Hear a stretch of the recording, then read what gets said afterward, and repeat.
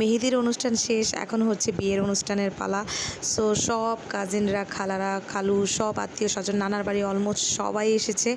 So আসার কারণে হচ্ছে আমার গলার অবস্থা খুবই খারাপ, ওইগুলার একটা ভিডিও নিতে পারিনি। অবশ্যই বিয়ে বাড়িতে অনেক নানান রকমের কাজ থাকে। সো আমি যতটুকু পেরেছি অল্প অল্প করে হচ্ছে ভিডিও করে সব অ্যাডজাস্ট করে হচ্ছে একটা ভিডিও বানিয়ে দিয়েছি। আমার একদমই আমি সময় পাইনি ভিডিও করার, কারণ একটু ব্যস্ত ছিলাম। একদম সব ফ্যামিলি মেম্বাররা অনেক দিন পর, সব বলতে আমার নানার বাড়ির পক্ষর সব কাজিনরা আমরা সবাই একত্রিত হয়েছি, অনেক মজা হয়েছে। আর এখানে তো বরপক্ষ আসার পর এক প্রকার যুদ্ধ শুরু হয়ে গিয়েছিলো। ওই সিনগুলো আমি নিতে পারিনি, ওইগুলো দেখলে আপনাদের মাথা নষ্ট হয়ে যেত। অলমোস্ট কাচের গ্লাসটা একদম ভাঙার পর্যায়ে চলে আসছিলো। আর এখন হচ্ছে একদম ইমোশনাল পার্ট, বিদায়ের পার্ট, যেখানে হচ্ছে একদম সবাই ইমোশনাল হয়ে গিয়েছিল।